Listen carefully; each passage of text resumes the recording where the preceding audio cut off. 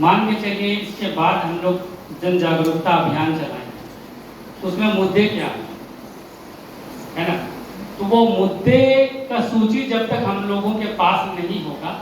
तब तक शायद हम मुद्दे को एड्रेस नहीं कर पाएंगे। मैं कुछ उदाहरण आप लोगों के सामने रखना चाहूँगा, और वो इसलिए भी रखना चाहूँगा कि क्योंकि मुझे लगता है कि वो संदर्भ स्थापित करने में मदद अल्टीमेट गोल अभी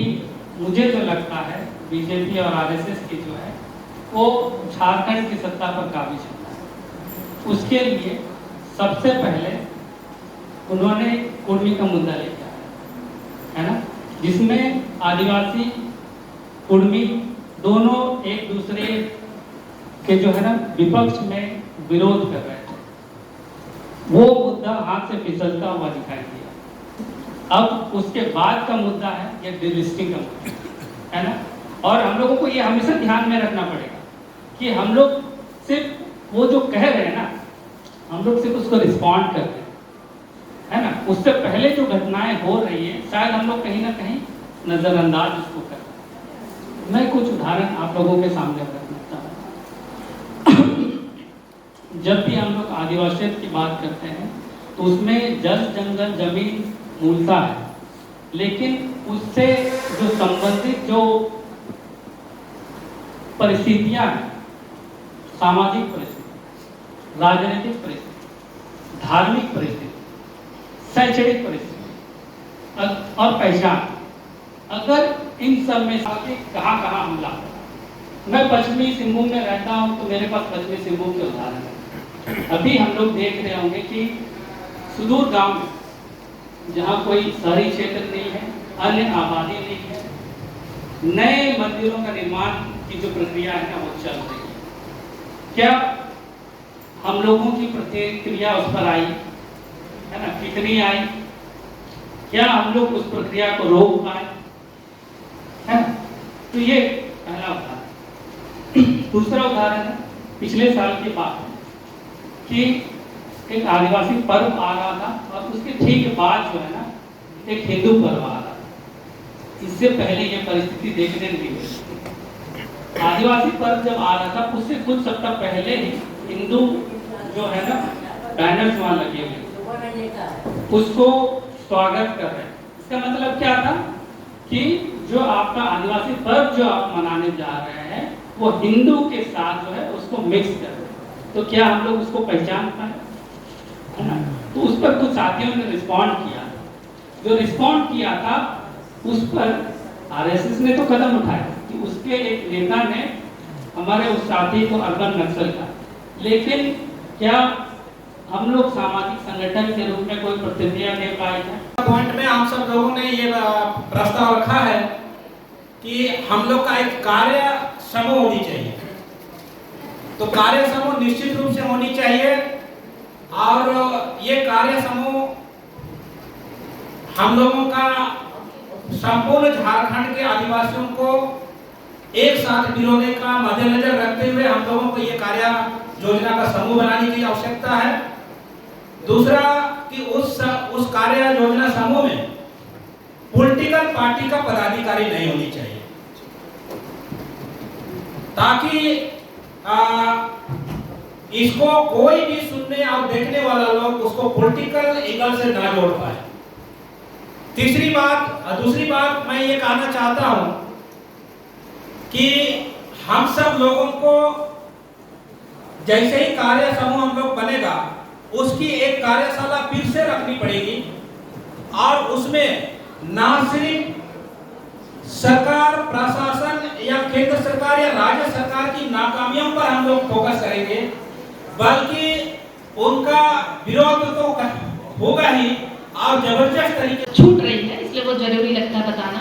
कि जब हम लोग आदिवासियत की बात करते हैं तो एक सामूहिकता, सहजीविता, जो कोई बड़ा छोटा ऊपर नीचे ये नहीं मानते, यानी बराबरी का मूल्य जो आदिवासियों में एक उदाहरण स्वरूप है। और ये जबकि देखिए कि अभी जिस तरह का जो पितृसत्तात्मक सोच हावी होता जा रहा है वो हमारे अंदर के ये आदिवासियत की जो ताकत है उसको कमजोर भी कर रहा है। तो बहुत जरूरी है, क्योंकि ये इस पे हम समझ भी बनाएं और महिलाओं को, जो कि ये सोच इतनी हावी हो जा रही है कि हर जगह हम लोग देखते हैं महिलाएं कहाँ चली गई, मार्जिन में चली गई हैं। तो जरूरी है कि जब ये प्रक्रिया हम लोग शुरू कर रहे हैं तो इस संवेदनशीलता को भी बढ़ाए और महिलाओं की भागीदारी को भी हर स्तर से बढ़ाए। सिर्फ टोकनिज्म नहीं, दिखाने के लिए नहीं, हर जगह उनको मौका दे, अवसर दे, सीखने का भी अवसर दे, सामने भी हर जगह उनकी भागीदारी बढ़ सके। इस पूरी प्रक्रिया में, चूँकि हम इसको आगे लंबा नहीं करना चाहते, लेकिन पता है कि हम लोग महिलाओं जब आंदोलन करना रहता है तो महिलाएं ही सबसे ज़्यादा आती हैं। जहाँ पे पिटना पड़ता है, लाठी डंडे पड़ते हैं, महिलाएं सामने खाती हैं। तो इसलिए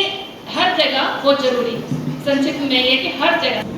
मैडम, आज आदिवासियत को लेकर के आपने एक भव्य आयोजन किया, क्या मुद्दा है इस जगह पे? देखिए, अभी की वर्तमान परिस्थिति को देखते हुए जिस तरह से आदिवासियत पे चारों तरफ से हमले हो रहे हैं, उनके अस्तित्व एक तरह से अभी खतरे में है। तो हम लोगों को ये समझना है कि जो जिस तरह से ये जो विचारधारा, सोच, जो एक तानाशाही हम कह सकते हैं, मुख्य रूप से अगर उनको सीधे सीधे बोले तो जिस तरह से अभी आदिवासी को वनवासी का नामकरण किया जा रहा है, जिस तरह से प्रचार प्रसार किया जा रहा है, जस्टिफाई भी किया जा रहा है, तो ये जो सारी जो ताकतें हैं, जो आदिवासियत के जो मूल्य है, उसके जो मजबूतियाँ हैं, उसको कमज़ोर करने के पीछे लगे हैं। तो उन सारी ताकतों से लड़ने के लिए हम सभी एकजुट हुए हैं, जो हमारी आदिवासियत के मूल्यों को